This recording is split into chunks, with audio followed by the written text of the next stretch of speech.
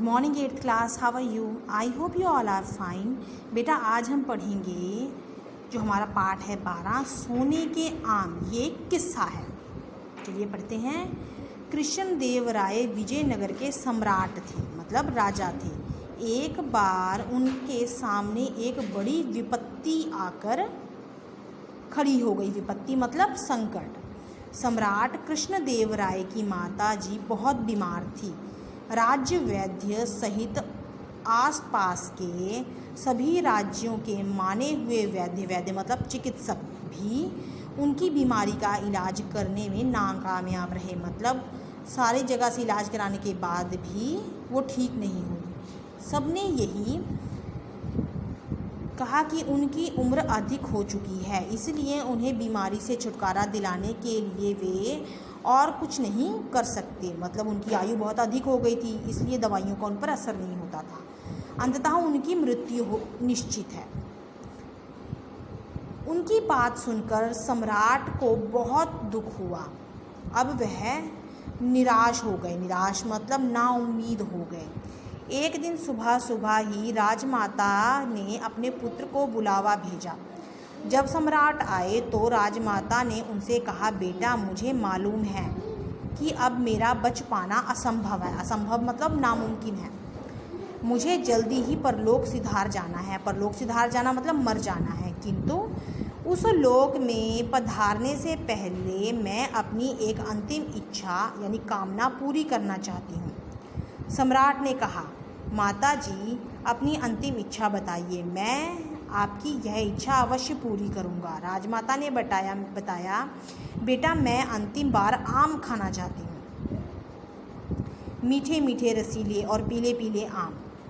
क्या तुम मेरी शरीर से प्राण निकलने से पहले, प्राण मतलब जीवन निकलने से पहले मुझे आम खिला सकते हो? अगर खिला दोगे तो मेरी आत्मा तृप्त यानी संतुष्ट हो जाएगी, नहीं तो यह कहते कहते उनके आँखों में आंसू भर आए और वह खामोश हो गए। सम्राट कृष्णदेव ने राजमाता के माथे पर स्नेहपूर्वक हाथ फेरते हुए उनकी अंतिम इच्छा को पूरे करने का वचन दे दिया। हालांकि गर्मी की ऋतु अभी शुरू ही हुई थी, ऐसे में पके पके पीले पीले आमों का मिल पाना कठिन था। मतलब जो आम थे उनका मौसम नहीं था।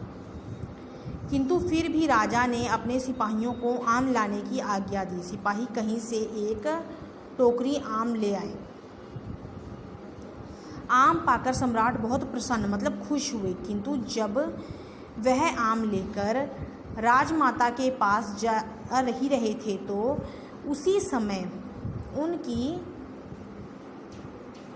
वृद्धा माँ चल बसी। वृद्धा मतलब बूढ़ी माँ, चल बसी मतलब उनका स्वर्गवास हो गया। इस तरह आम खाने की उनकी अंतिम इच्छा अधूरी ही रह गई। अपनी माँ की मृत्यु के बाद सम्राट बहुत परेशान यानी दुखी हो गए।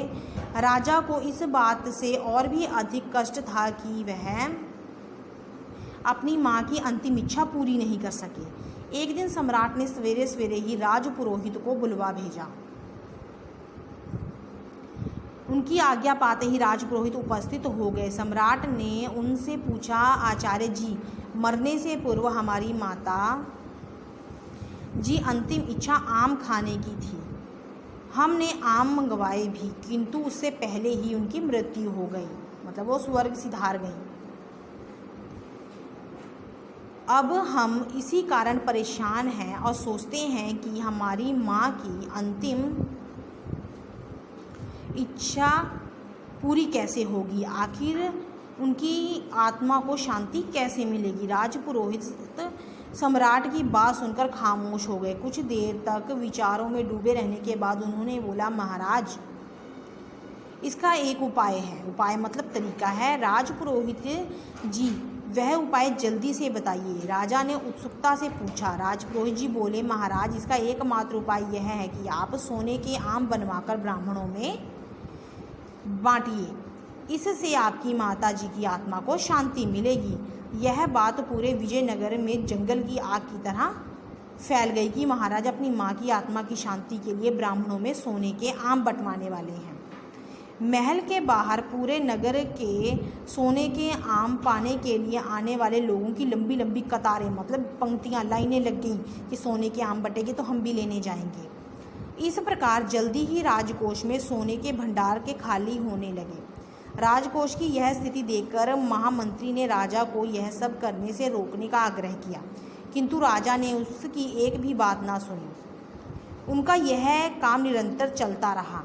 महामंत्री को बड़ी चिंता हुई। उन्होंने काफ़ी सोच विचार किया और फिर इस विषय पर सलाह मशवरा करने के लिए तेनालीराम के पास जा पहुँचे। उन्होंने तेनालीराम से कहा, तेनाली जी, महाराज जिस प्रकार सोने के आम बनवा कर ब्राह्मणों में बांट रहे हैं, उससे तो राजकोष में रखा सोना जल्द ही समाप्त हो जाएगा।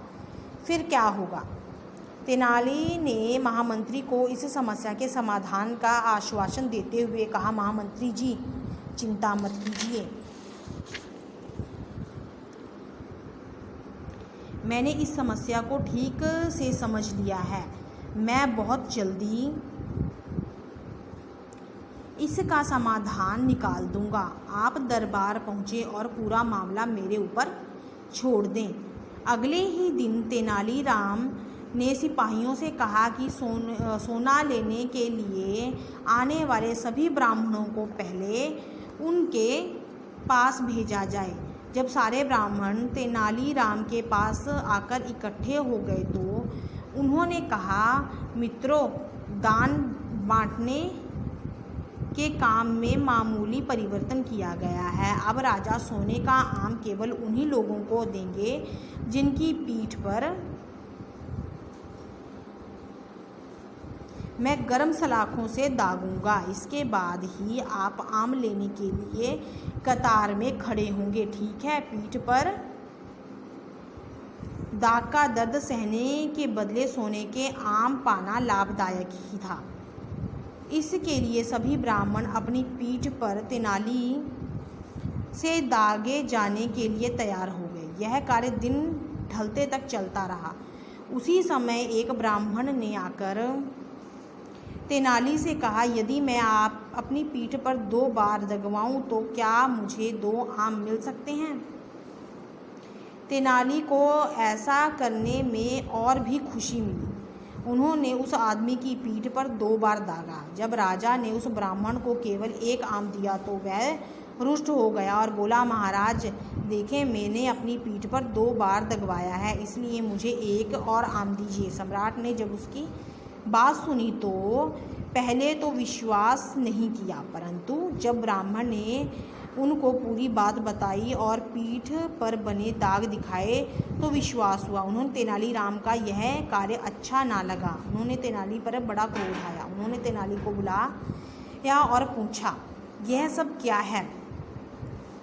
तेनाली, इन गरीबों को क्यों सता रहे हो? पागल तो नहीं हो गए? तेनाली ने बस इतना ही कहा, राजन, मैं तो केवल अपनी परलोक सिधार गई माँ की आत्मा की शांति के लिए वही तरीका अपना रहा हूँ जिसे आप अपना रहे हैं। जब हाल ही में मेरी माँ स्वर्ग सिधारी तब वह यही रट लगाई थी कि उनकी पीठ पर गर्म सलाखों से दागा जाए ताकि वह जवान हो जाए, किंतु मैंने उनकी बात पर कोई ध्यान नहीं दिया एवं वह स्वर्ग सिधार गई। मैंने सोचा कि शायद आपका ही तरीका अपनाने से मेरी माँ की आत्मा को शांति मिल जाए। क्या ऐसा सोचकर मैंने कोई गलती की है राजन? सम्राट समझ गए कि तेनाली उन्हें सीख दे रहा है। उन्हें महामंत्री की चेतावनी भी याद आ गई कि राजकोष में सोने के भंडार घटता जा रहा है। यह सीख लेने के बाद सम्राट ने आदेश दिया कि सोने के आम दान करने की कार्यवाही बंद कर दी जाए। बेटा, इस पाठ में हमने पढ़ा कि जो अंधविश्वास होता है बेटा, उस पर कभी भी भरोसा नहीं करना चाहिए, क्योंकि जीवित जो मनुष्य होते हैं उनकी इच्छा होती है, उनकी इच्छा का अर्थ होता है, लेकिन मृत लोगों की, जो मरे हुए लोग होते हैं, उनकी इच्छा का कोई अर्थ नहीं होता। Thank you and have a nice day.